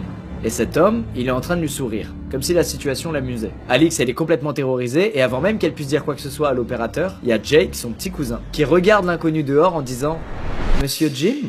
Jake, il dit ça d'une voix confuse, comme s'il était ni content ni soulagé de voir Monsieur Jim. Et en voyant la réaction bizarre de Jake, Alix, elle regarde l'inconnu et elle lui explique qu'elle est au téléphone avec la police et qu'ils sont déjà en route. L'inconnu regarde Alix droit dans les yeux, il fronce les sourcils et il prend quelques secondes à lui, comme pour réfléchir de ce qu'il allait faire. Et finalement, il recule et il disparaît dans l'obscurité. Quelques minutes plus tard, Alix voit les phares du camion se rallumer et elle le voit partir et descendre l'allée. En rentrant, l'oncle d'Alix était apparemment furieux contre ce monsieur Jim. Et la tante d'Alix, elle, semblait très en colère contre l'oncle d'Alix de pas avoir déjà réglé ses histoires avec monsieur Jim comme elle le lui avait déjà demandé. En fait, Alix, elle le savait pas à l'époque, elle a compris beaucoup plus tard, mais son oncle, il avait un problème d'addiction à une drogue, et ce monsieur Jim, c'était le dealer de son oncle. Et ce dealer, il avait apparemment pas été payé depuis un petit moment. Et il était donc venu pour foutre le bordel et faire pression sur monsieur Jim pour qu'il le paye. Sauf que c'est pas sur monsieur Jim qu'il est tombé, c'est sur Alix, 14 ans, qui s'occupe de 3 enfants, seul dans une maison isolée. Et en plus, ce dealer apparemment prenait du plaisir à terroriser une enfant. C'est terrible, j'aurais jamais assumé. Bilan de cette histoire, avant de faire du babysitting et de garder vos petits cousins, soyez au courant des histoires de vos oncles et tantes, hein. Voilà, un mec qui vient toquer pour embrouiller l'oncle, sauf qu'il tombe sur toi, voilà, c'est vite arrivé. Il est maintenant temps de passer à la deuxième histoire, celle de Coralie, qui n'a rien à voir. C'est une histoire qui s'est passée en 2017 quand Coralie avait 19 ans. À l'époque, elle vit dans l'une des nombreuses banlieues résidentielles de sa ville. Elle explique qu'à l'époque, elle est un peu naïve, elle considère qu'elle vit dans un endroit qui est hyper safe, qu'il est jamais rien arrivé de mal dans sa résidence, etc. Et du coup, elle fait des trucs qu'elle se permettrait plus de faire aujourd'hui. Alors c'est pas du tout des trucs de ouf, hein, c'est juste sortir ou rentrer tard quand il fait nuit, seule. Mais cette année-là, il y a 3 trucs de bizarres qui lui sont arrivés. Et le dernier de ces 3 trucs a radicalement changé son comportement. Un soir, Coralie, elle sort assez tard des cours et il est aux alentours de 22h. Elle prend le bus, elle descend à l'arrêt de bus le plus proche de chez elle. Elle a étudié toute la journée, il est tard, elle est clairement fatiguée et pas très attentive à ce qui se passe autour d'elle. Mais en se dirigeant vers son immeuble, elle remarque quand même qu'elle vient de passer à côté d'une personne accroupie dans le noir. Évidemment, ça l'a un peu fait bader, elle a pas pris le temps de s'arrêter, elle s'en fout, chacun sa merde. Et puis un peu plus tard, quand elle s'apprête à se coucher, elle entend des bruits de bagarre qui viennent de l'extérieur. Coraline, elle habite au 2e étage, donc elle se dirige vers sa fenêtre pour l'ouvrir et demander si tout va bien. Et le temps qu'elle l'ouvre, il y a plus un bruit à l'extérieur. Bon, Coralie, elle va clairement pas descendre et aller dans la rue voir si tout va bien. Elle envoie juste un message au propriétaire de son appart pour le prévenir de ce qui vient de se passer, de ce qu'elle a entendu. Et puis elle va se coucher. Et là, il va rien se passer pendant plusieurs semaines. Mais un soir, il est tard, Coralie part de chez elle pour aller faire des courses avant que ça ferme. Et sur le retour du chemin des courses, en marchant vers son immeuble, elle voit de nouveau quelqu'un accroupi, cette fois près d'un buisson, près de son bâtiment. Et cette fois, cette personne accroupie, elle est face à Coralie et elle la regarde. Coralie, face à ça, elle sait pas trop quoi faire et elle fait naïvement un signe de main. Et la personne qui la regarde, elle, ne réagit absolument pas à ce signe de main. Coralie se dirige vers son bâtiment, elle passe à quelques mètres de cette personne et puis elle arrive à rentrer chez elle dans son appartement et tout va bien. En fait, dans ce genre de situation, c'est très compliqué de réaliser qu'il se passe un truc anormal et alarmant. T'es très souvent dans le méga déni. Tu continues à faire ta vie, tu fais comme si ça existait pas et là, c'est exactement ce que Coralie, elle fait. Elle envoie donc une nouvelle fois un message à son propriétaire pour lui dire au fait, j'ai revu la personne que j'ai vue il y a 4 semaines qui était immobile accroupie. Et son propriétaire lui répond qu'il a reçu plusieurs messages d'autres locataires qui lui ont signalé la même chose. À partir de là, 3 mois passent sans qu'elle retombe sur cette personne. Jusqu'au 3e incident qui, cette fois, n'a pas laissé Coralie indifférente. Ce soir-là, Coralie, elle est chez elle avec son mec et ils viennent de s'embrouiller. Son mec est saoulé, il décide de rentrer chez lui et Coralie se voit mal le laisser rentrer chez lui seul. Comme il habite pas très loin, elle décide de le raccompagner chez lui à pied. Et sur le chemin du retour, quand Coralie est seule, elle tombe une nouvelle fois sur cette fameuse silhouette, qui est cette fois non pas accroupie dans un buisson, mais debout, sous le réverbère, au milieu de la route. Sauf que là, Coralie, pour rentrer chez elle, elle doit vraiment passer à côté de lui, et elle le sent pas du tout. Du coup, elle s'est cachée derrière un arbre, en attendant qu'il dégage. Et là, les minutes passent, mais le mec ne bouge pas. Il reste là, debout, au milieu de la route, à regarder au loin. Elle arrive pas du tout à comprendre ce qu'il veut, parce que c'est incompréhensible, quelqu'un qui est immobile, au milieu d'une route sous un lampadaire, enfin, qu'est-ce qu'il fout, quoi? Sauf qu'après 30 minutes à attendre derrière l'arbre, Coralie, elle a envie de rentrer chez elle, et donc elle se dit, bon, franchement, j'abuse, le mec, il est juste là debout à regarder des trucs, je m'en fous. Qu'est-ce que je raconte? Je suis parano. Elle se relève donc et elle se met à marcher vers son bâtiment en essayant d'avoir l'air le plus neutre possible. Elle s'approche doucement de cet inconnu et puis elle arrive à son niveau. Et en passant à côté de lui, elle a un vieux feeling. Elle se dit, je le sens pas, je vais courir maintenant. Et au moment où elle se met à courir, le mec derrière lui crie dessus. Coralie, elle court de toutes ses forces sur le gravier, et dans sa course, elle a l'impression d'entendre du gravier bouger derrière elle, comme si le mec lui courait après. Elle réussit à rentrer dans le bâtiment, à fermer la porte, et elle trace jusqu'au 2e étage, jusqu'à chez elle, et elle appelle immédiatement la police. Et d'ailleurs, elle appelle pas que la police, elle appelle aussi ses voisins dont elle a le numéro, des membres de sa famille, son mec, bref, tout le monde est au courant de ce qui vient de lui arriver. Les jours passent, Coralie ne sort plus quand il fait nuit, elle est quand même bien choquée de ce qui vient de lui arriver, et c'est normal, c'est choquant. Et puis elle a des news de son propriétaire. Il a pu se procurer les images de vidéosurveillance de l'incident survenu quelques jours avant, et malheureusement, Coralie n'a rien inventé. Sur les images de la vidéosurveillance, on voit bel et bien l'inconnu courir après Coralie, et se jeter dans un buisson juste après que Coralie ait réussi à rentrer dans son bâtiment. Et à partir de là, plus aucune nouvelle. Coralie n'a plus jamais revu cette personne. Elle a jamais su ce qu'il foutait accroupi dans des buissons ou debout au milieu de la route dans son quartier tard le soir. Elle sait juste qu'aucun voisin ne l'a jamais revu depuis cet incident et qu'elle désormais elle évite de sortir ou de rentrer quand il fait nuit. Quoi qu'il en soit, si vous voyez des gens rôder bizarre dans votre quartier, être immobile, être chelou, faites-vous confiance, ce n'est pas normal. Voilà, prenez soin de vous, la sécurité avant tout. Ça me fait bader. Maintenant, je vais vous raconter l'histoire de Josh. C'est une histoire qui s'est passée il y a quelques années. Josh, à cette époque, est chez lui avec son chien. Et avec le recul, à chaque fois qu'il repense à cette histoire, il se dit qu'est-ce que c'était que ce bordel. Ce jour-là, il est 23h, il fait nuit dehors et Josh il est posé devant sa télé avec son chien à côté de lui, le genre de soirée qu'on adore, et il entend une voiture devant sa maison couper son moteur. Josh prend pas la peine de se lever, il se dit que c'est probablement son voisin d'en face qui vient de rentrer du travail, mais son chien n'est pas du même avis et lui il décide d'aller voir par la fenêtre qui vient de couper le moteur de sa voiture. En allant voir par la fenêtre, le chien abîme un peu le store de Josh, ce qui force Josh à se lever et à aller auprès de sa fenêtre pour le remettre en place. Et en arrivant près de sa fenêtre, Josh il voit qu'à l'extérieur il y a bel et bien une voiture qui est garée devant chez lui. Il distingue pas trop de détails, mais il voit que le conducteur est encore assis dans la voiture et ça l'interpelle pas plus que ça quoi. Les gens font leur vie, c'est un quartier, il y a du passage, bon il s'en fout. Il se sert un petit verre d'eau et il retourne se poser devant la télé à regarder sa série. Et là, 15 minutes après qu'il ait réparé son store et vu la voiture garée devant chez lui, Josh il entend quelqu'un tapoter à sa porte. Il précise, il entend pas toquer, il entend tapoter, c'est genre très léger. Josh met en pause sa série pour mieux entendre et son chien lui va s'asseoir devant la porte d'entrée. Et c'est là qu'il entend tapoter cette fois non pas à la porte d'entrée mais à sa fenêtre. Josh se lève, il va écarter 2 lamelles de son store pour voir qui est à la fenêtre et avant même qu'il ait le temps de distinguer le visage de cette personne, elle retourne tapoter à la porte d'entrée. Et cette fois le tapotement il va durer plusieurs dizaines de secondes. Et comme il attend pas de visite et que c'est pas du tout le genre de sa famille ou de ses amis de lui faire des surprises et de débarquer chez lui, il comprend que là il se passe un truc bizarre. Du coup il fait un move très malin, il ouvre ni la fenêtre ni sa porte d'entrée, il monte à l'étage de chez lui et il ouvre la fenêtre à l'étage. Il voit donc l'inconnu qui est en bas de chez lui et il lui dit bonjour, vous voulez quoi? Et ce mec lui répond que c'est le livreur de la pizza, qu'il a sa margarita et qu'il lui doit 20 $. Et là Josh il se sent méga con et immédiatement il se dit putain mais en fait le mec a tapoté parce qu'il est 23 h et il voulait pas faire trop de bruit pour les voisins, c'est tout. Par contre Josh n'a pas commandé de pizza et il le fait savoir. Il dit au gars mec je suis désolé mais j'ai pas commandé de pizza. Mais le livreur check son téléphone et lui dit écoute mec je suis bel et bien à la bonne adresse, je fais juste mon taf, descends et ouvre la porte. Sauf que même s'il fait sombre sur le palier de Josh voit bien que dans ses mains il a rien le mec. Et là l'échange va durer un petit moment et Josh n'en démord pas, il lui dit frérot je n'ai pas commandé de pizza, soit t'as la mauvaise adresse, soit tu t'inventes une vie et tu n'es pas livreur de pizza. Et là malgré tout ce que Josh va pouvoir dire à ce mec va pas arrêter de lui dire allez descends, ouvre-moi la porte, donne-moi ce que tu me dois et prends ta pizza s'il te plaît. À tel point qu'au bout d'un moment le voisin de Josh, celui qui habite en face, donc de l'autre côté de la voiture garée, sort de chez lui pour voir ce qui se passe parce qu'il entend du bruit depuis plusieurs minutes. Et en voyant ça, le livreur de pizza fantôme immédiatement retourne à la voiture, la démarre et se casse. Et c'est la fin de l'histoire de Josh. Encore à ce jour, Josh, il comprend pas ce qui s'est passé ce soir-là. Que voulait ce gars? Est-ce que le gars était peut-être dans une phase où il était complètement déséquilibré, il pensait vraiment qu'il venait livrer une pizza? Est-ce qu'il avait une stratégie malsaine derrière? Il fait genre que c'est un livreur et en fait, il rentre chez toi et il fait je sais pas quoi? Josh n'a aucune réponse, voilà. Il raconte juste ça en mode les gars, il m'est arrivé ça. C'est quoi cette merde? Merci, au revoir. Est-ce que c'est bon pour vous ce genre de rencontre? Ce genre d'interaction sociale avec d'autres humains? Est-ce qu'elles vous plaisent ces interactions? Portez-vous bien, j'espère que ça vous a plu, j'espère que vous étiez bien dans l'ambiance avec le décor, moi je suis très content, je trouve que ça met encore plus dans l'ambiance. Et puis à très vite, gros bisous les Squeezos.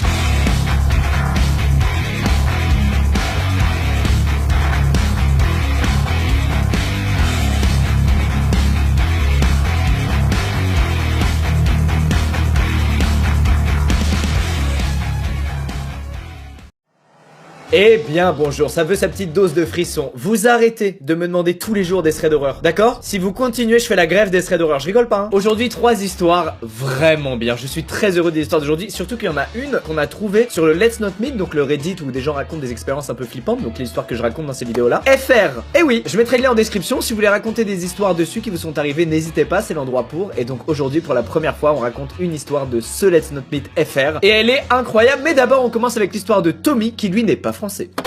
Juste avant l'histoire de Tommy, découvrez d'abord l'incroyable histoire sponsorisée de Clarence. Joyeux anniversaire Clarence. XPTDR c'est quoi ce prénom? T'es qui?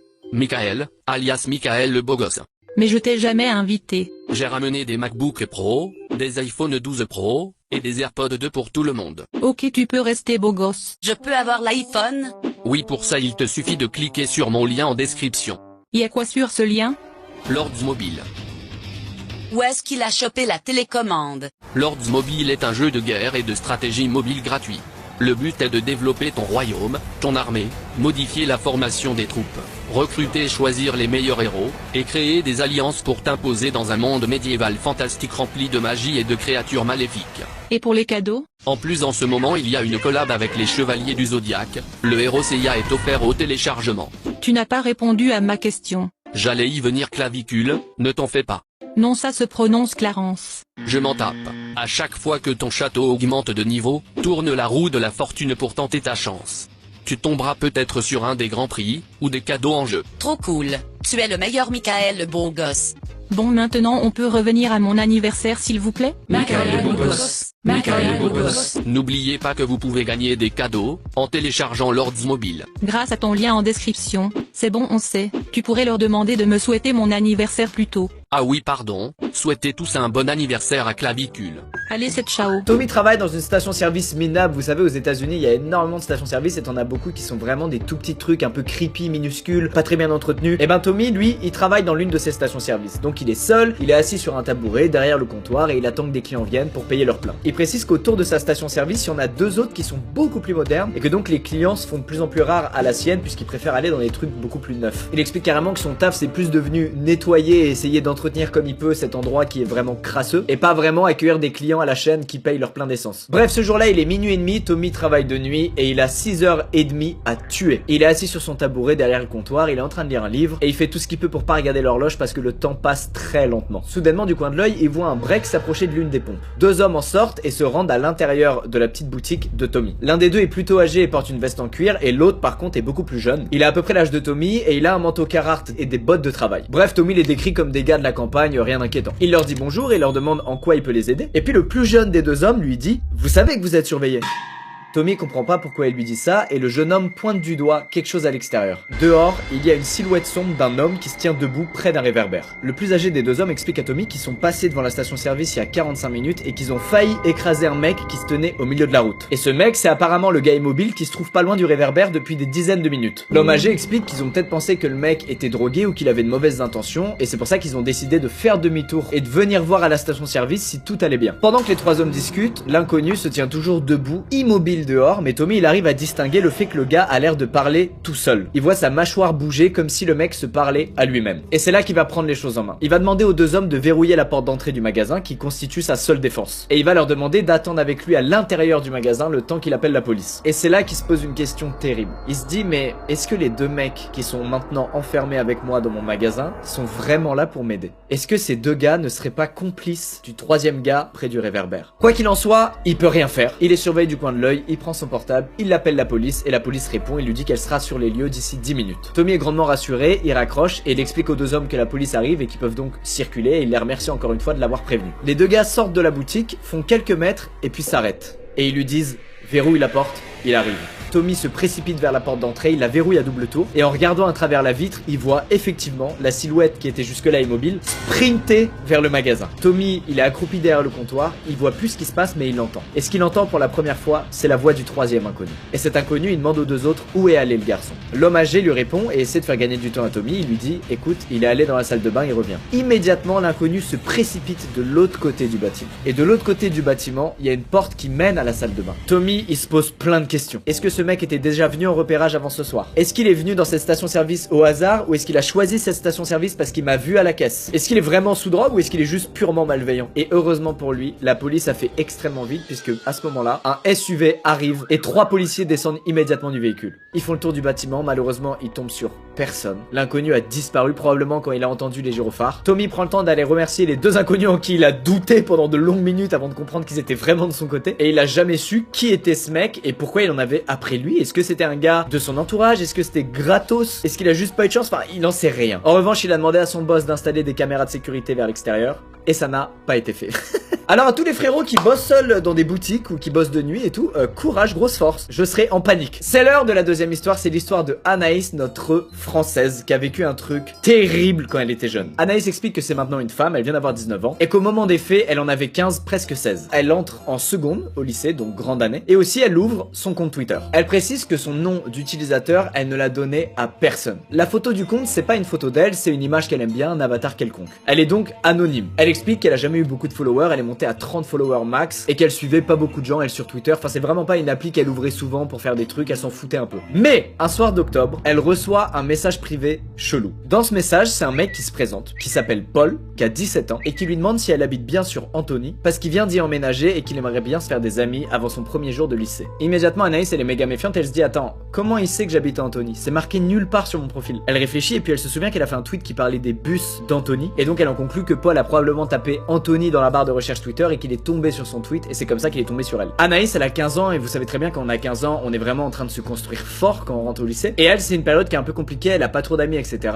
et comme Paul a été poli et sympa, bah elle lui répond. Elle lui répond donc que oui elle habite bien à Antony et qu'elle est bien au lycée là-bas. Et les deux ont des discussions de jeunes, ils vont parler de l'école, de la bouffe de la cantine, des profs sur qui il faut pas tomber parce qu'ils sont pas cool. Bref vraiment une discussion classique de lycéen. Mais un peu plus tard dans la soirée, Paul, dans cette discussion un peu classique de lycéen, il intercale des trucs un peu moins classiques. Par exemple il lui demande si elle habite loin du lycée, si elle a beaucoup de frères et sœurs, si elle est souvent ou pas chez elle. Des questions que tu poses pas trop normalement quand tu tchatches avec quelqu'un du lycée. Anaïs heureusement elle s'en rend compte et elle ne répond tout simplement pas aux questions bizarres de Paul. Et voyant que Anaïs ne répond pas à ces questions là, Paul évidemment il passe à autre chose et il arrête de lui demander des trucs déplacés. Les deux vont ensuite discuter pendant 2 ou 3 semaines. Et évidemment quand t'as 15 ans et que tu parles pour la première fois à un mec ou à une meuf pendant 2 ou 3 semaines, quotidiennement plusieurs heures par jour, et ben tu développes des sentiments. Anaïs tombe peu à peu amoureuse de Paul. Elle a très peu d'amis, personne lui a jamais trop apporté d'attention, personne n'a été gentil avec elle. Elle explique d'ailleurs qu'elle a subi beaucoup de harcèlement et que donc à cette époque-là, il suffisait d'être un petit peu sympa avec elle pour qu'instantanément tu sois son meilleur ami, voire plus. Anaïs fait de plus en plus confiance à Paul et baisse peu à peu sa garde. Et juste avant la rentrée des vacances de la Toussaint, Paul lui annonce la nouvelle, il débarque enfin dans son lycée. Anaïs est trop heureuse, elle lui donne une heure,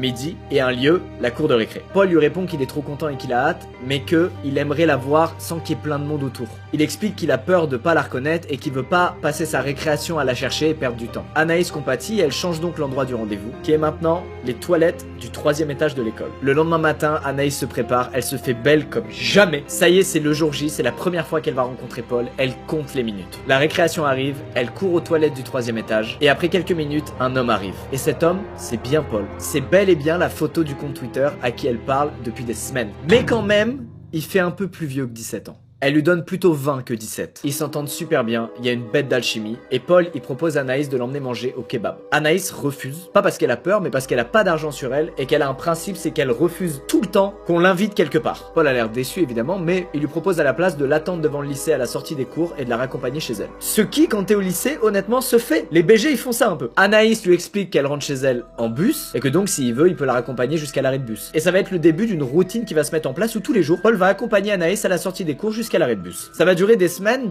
au cours desquelles Anaïs, elle va quand même noter un truc un peu bizarre, c'est que elle croise jamais Paul dans le lycée. Bon, rien de méga alarmant, elle met ça sur le fait que son établissement il est méga grand, il y a 1500 élèves et qu'il suffit que leurs 2 emplois du temps ne coïncident pas pour qu'ils se croisent jamais. On est le 14 décembre, c'est un jeudi. Au cours d'une discussion, Anaïs se plaint à Paul de passer la soirée seule parce que son père est en voyage pour le travail, son frère fait que de sortir chez des amis, sa sœur est en voyage scolaire et sa mère travaille ce jour-là jusqu'à très tard. Il y a vraiment une sorte d'alignement des astres ce jour-là pour qu'Anaïs soit seule chez elle. Alors ayez en tête qu'au moment où elle dit ça à Paul, ils se parlent depuis des mois. C'est plus un inconnu Paul là, c'est vraiment un gars extrêmement proche d'Anaïs, c'est un vrai flirt, un vrai crush. Bref, à l'issue de cette discussion, Anaïs retourne en cours et en fin d'après-midi, à la sortie des cours, Paul vient la chercher et l'accompagne jusqu'à l'arrêt de bus comme tous les jours depuis des mois. Elle monte dans le bus, elle met des écouteurs, elle lui fait un signe de la main, le bus part. 2 arrêts plus tard, Anaïs descend donc du bus et en descendant du bus, elle a un feeling bizarre. Elle a ce fameux truc désagréable dans l'estomac quand t'es pas bien. Quand ton instinct te dit attention. Anaïs met en pause sa musique, mais elle garde ses écouteurs pour faire genre qu'elle entend rien de ce qui se passe autour d'elle. Et c'est ce move qui lui a probablement sauvé la vie. Elle quitte la grande avenue pour s'engouffrer dans le quartier pavillonnaire dans lequel elle habite, et pendant qu'elle marche, elle entend quelques mètres derrière elle des bruits de pas. Anaïs met discrètement la main dans sa poche pour attraper les clés de chez elle. Elle arrive devant chez elle, elle met la clé dans la serrure, elle ouvre à toute vitesse, et elle désactive l'alarme, ce qui montre qu'elle est bel et bien seule chez elle. À partir de là, elle est soulagée et elle s'assoit dos à la porte d'entrée. Elle se lève et elle regarde à travers la vitre. Et sur la route devant sa maison, il y a Paul. Paul la regarde dans les yeux, d'un air malsain. C'est plus le gars mignon et gentil qu'il était dans ses discussions avec les précédents mois. Les deux se regardent et Anaïs, elle est en full angoisse parce que elle sait que Paul est au courant qu'elle est seule chez elle. Paralysée par la peur, Anaïs reprend contrôle de son corps et elle court dans sa cuisine pour attraper un couteau. Elle retourne devant sa porte d'entrée et Paul est maintenant juste de l'autre côté en train de bourriner la porte. Anaïs fonce vers la porte d'entrée et la plaque pour être sûr que le verrou ne saute pas sous les coups de Paul. Mais au même moment, le voisin d'Anaïs se gare sur le trottoir. Et en voyant ça, Paul pense que c'est la mère d'Anaïs qui rentre plus tôt que prévu et il part en courant. Pendant 2 heures, Anaïs attend chez elle seule dans le noir, couteau dans la main et téléphone dans l'autre. Et lorsqu'elle entend la voiture de sa mère arriver, elle part en courant dans sa chambre et elle fait mine de rien. Anaïs, elle est tellement traumatisée, elle a tellement honte de ce qui vient d'arriver alors qu'elle a aucune raison d'avoir honte. C'est juste quelqu'un qui a abusé d'elle, qui a été manipulateur, qui a été patient, quelqu'un qui est rentré dans son cerveau d'adolescente fragile. Mais comme souvent dans ce genre d'histoire, elle a honte et donc elle en parle à personne. Les jours suivants sur Twitter, Paul la harcèle de messages. Il la menace, il l'insulte à tel point qu'Anaïs le bloque et supprime la conversation. Mais rapidement, elle est suivie par des comptes Twitter qui viennent d'être créés et dont le nom d'utilisateur est une suite de chiffres suivis de la lettre P. Évidemment, Paul est derrière ces comptes et à chaque fois qu'elle en bloque un, elle est suivie par un nouveau qui lui renvoie les mêmes messages. Au total, Anaïs va bloquer une 50aine de ses comptes. Mais comme ça continue, elle va carrément supprimer son compte Twitter. Elle s'est aussi renseignée auprès des autres élèves de la classe de Paul qui lui ont dit n'avoir tout simplement jamais entendu parler d'un Paul. Vous avez compris, en fait, Paul, il était pas du tout lycéen, il a jamais été dans ce lycée. Juste, il arrivait à rentrer dans le lycée le midi pour le rendez-vous devant les toilettes et le soir, il venait devant le lycée pour l'accompagner jusqu'à l'arrêt de bus, mais c'était pas un lycéen en fait. Bref, tous les doutes d'Anaïs se confirment et elle décide de ne pas porter plainte. En premier lieu, parce qu'au moment des faits, elle est mineure et que donc si elle va porter plainte, elle doit en parler à ses parents et elle a pas envie d'en parler à ses parents. Et aussi, elle veut pas porter plainte parce qu'elle n'a aucune preuve étant donné qu'elle a supprimé son compte Twitter. C'est des trucs qui arrivent beaucoup plus souvent qu'on le pense, le fait d'être abordé par des inconnus malveillants sur internet. Alors elle dit il faut pas devenir parano, mais il faut avoir ça en tête et rester prudent, il y a des signes qui trompent pas. Troisième histoire maintenant, elle était longue la deuxième. Hein. La troisième histoire, c'est celle de Magali et elle a lieu aux États-Unis. Ça s'est passé 2 ans avant qu'elle la raconte. À l'époque, elle travaillait dans un hôtel. Elle travaillait de nuit, comme pour Tommy à la station-service. Et quand elle travaillait de nuit, elle était seule. C'est-à-dire, elle était à la réception et il y avait personne d'autre dans l'hôtel que elle et les clients qui dorment. Au moment des faits, Anaïs est presque à la fin de son service. Et ce soir-là, il s'est pas passé grand-chose. Elle a juste enregistré un groupe de gens qui faisaient un séminaire, c'est tout. En regardant au loin, Magali voit sur le parking une camionnette arriver et se garer. Un gars sort de la voiture et il est couvert de saleté. Magali, elle s'en fout un peu, elle a l'habitude d'accueillir des clients qui sont des gars qui font des travaux manuels, qui sont des ouvriers, etc. Généralement, ils viennent après une grosse journée de travail, donc c'est très fréquent que des gars soient hyper tachés et pas propres quand ils arrivent à l'hôtel. L'inconnu arrive à l'accueil, il demande une chambre, Magali prend ses infos pour l'enregistrer, il s'appelle Michael. Elle lui demande sa plaque d'immatriculation pour enregistrer le véhicule puisqu'il stationne sur le parking de l'hôtel, et Michael refuse et demande une chambre au 2e étage, près de l'escalier de secours pour pouvoir s'y rendre et fumer des clopes quand il en a envie. Bon, rien d'anormal, Magali procède au paiement et lui donne la clé de sa chambre. Michael prend l'escalier avec ses sacs et quelques minutes plus tard, il est de retour à la réception et il accuse Magali de lui avoir donné une clé qui ne fonctionne pas. Classique, il a dû mettre la carte dans sa poche, près de son téléphone ou de ses clés, ça l'a démagnétisé, bref la classico. Magali magnétise donc une seconde carte, sauf que cette fois elle l'accompagne au 2e étage jusqu'à sa chambre pour lui ouvrir et lui montrer que ça marche bien. Elle redescend à la réception et contrairement à la station-service de Tommy, l'hôtel est très bien équipé en caméra. Et en regardant le retour caméra du parking, elle se rend compte que la camionnette de Michael n'est plus sur le parking. Sauf qu'elle vient d'accompagner Michael dans sa chambre. C'est impossible qu'il soit descendu et qu'il ait bougé la camionnette sans qu'elle le voie. 20 minutes passent au cours desquelles il se passe rien d'anormal, puis Michael traverse de nouveau le hall principal et se rend à l'extérieur sur le parking. Elle le voit s'allumer une clope, rien d'anormal. Et puis Michael revient dans l'hôtel en courant, cigarette à la bouche, donc Magali lui dit « Si tu veux fumer, c'est dehors, dans l'hôtel, c'est interdit ». Michael jette sa clope par terre, l'écrase et s'assoit dans le canapé de la réception devant la télé. Magali comprend que le mec est chelou et en plus il regarde très fréquemment vers l'entrée principale du hall. Il est agité, il a l'air un peu paranoïaque et des fois il se parle un peu à lui-même. Ça va durer 30 minutes. 30 minutes à l'issue desquelles Magali décide d'aller voir Michael et de lui dire écoutez, vous avez pas le droit de rester dans le hall à cette heure-là, donc s'il vous plaît remontez dans votre chambre. Ce qui est, écoutez-moi bien, un pur mensonge. Il a totalement le droit d'être là et de regarder la télé, mais elle est très méfiante parce que le mec est vraiment chelou. Michael monte au 2e étage et avant de rentrer dans sa chambre, il redescend voir Magali. Et il lui dit qu'il a oublié où se trouve sa chambre et qu'il a besoin qu'elle le lui montre. Et elle lui réexplique où se trouve sa chambre, à savoir au 2e étage, à gauche. Michael remonte les escaliers et cette fois, il trouve sa chambre et claque la porte. 10 minutes plus tard, il redescend voir Magali et cette fois, il l'accuse d'avoir volé son téléphone portable. Anaïs comprend qu'elle est en danger. Elle met un tournevis dans sa poche et elle se rend au niveau des canapés sur lesquels il a passé 30 minutes pour fouiller entre les coussins, voir si son téléphone aurait pas glissé de sa poche. Surprise, elle tombe pas sur son téléphone mais sur sa carte de crédit. Elle lui donne et Michael évidemment l'accuse d'avoir volé sa carte de crédit. Là, c'en est trop pour Magali. Elle lui dit écoutez, si vous continuez de m'accuser de vous voler des trucs, c'est simple, j'appelle la police et on règle ça, y a pas de souci. Michael lui arrache sa carte bleue des mains et il sort une nouvelle fois sur le parking. Magali retourne à l'accueil derrière son ordinateur et 20 minutes plus tard, Michael re-rentre dans l'hôtel. Cette fois, il est beaucoup plus calme. Il va voir Magali et il lui demande de venir l'aider parce qu'il a un problème avec sa voiture. Sauf que souvenez-vous, la voiture avec laquelle il est arrivé n'est plus sur le parking de l'hôtel. Elle comprend donc que le mec invente des trucs pour essayer de la faire sortir sur le parking.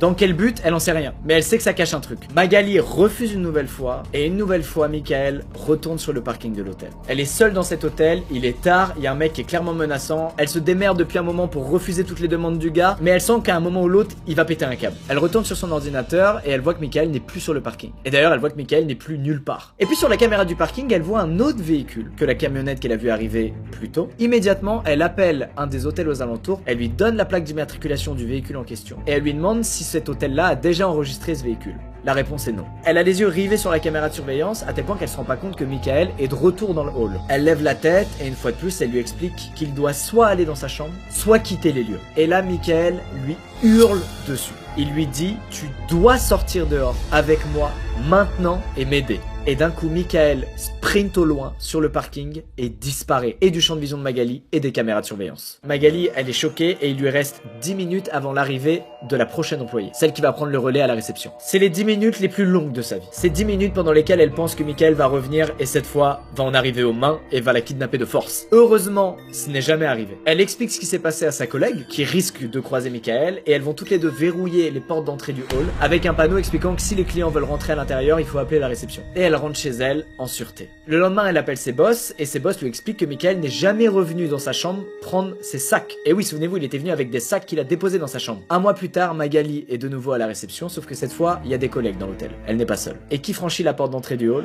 Michael. Michael vient la voir et lui demande des nouvelles à propos des affaires qu'il a laissées dans sa chambre un mois plus tôt. Et il lui demande aussi s'il peut réserver une chambre. Elle garde son sang-froid, lui explique qu'un employé va lui amener ses affaires, mais qu'en revanche, il n'a plus le droit d'entrer dans cette propriété. Autre chose que Magali remarque, c'est que cette fois, il est arrivé à l'hôtel en SUV. Ce qui correspond ni à la camionnette qu'elle avait vue un mois plus tôt, ni au deuxième véhicule qu'elle avait vu un mois plus tôt rôder sur le parking. Michael récupère donc ses affaires et s'en va. Mais après qu'il soit parti, Magali, elle réalise un truc. Il l'a appelé par son prénom. Alors au début, elle s'est dit, bah c'est normal, j'ai un badge et mon prénom est marqué dessus. Sauf que ce jour-là, elle avait oublié de mettre son badge. Michael se souvenait de son prénom un mois après sa première apparition dans l'hôtel. Elle en a donc conclu que c'était bel et bien un gars creepy qui l'a ciblé, qui l'a probablement vu au loin à la réception et qui ce soir-là lui voulait du mal mais n'a pas osé passer à l'acte. Magali, elle n'a plus jamais travaillé seule le soir à l'hôtel sans la présence de son petit ami, qui la conduisait jusqu'à l'hôtel et qui restait avec elle la durée de son service où elle se retrouvait seule dans l'hôtel. Voilà messieurs, dames, maintenant c'est simple, dès que j'irai de nuit dans un endroit, les employés je leur ferai des sourires, je leur dirai tu veux un café frérot, tout va bien. Du coup je serai creepy et ils appelleront les flics, fait chier. J'espère que ces 3 histoires vous ont plu, je crois que c'était un thread d'horreur plutôt long aujourd'hui. Habituellement vous m'en voulez parce qu'ils sont trop courts, écoutez aujourd'hui vous devriez être rassasiés en termes d'histoire d'horreur. Passez une merveilleuse soirée et une délicieuse nuit. À très vite.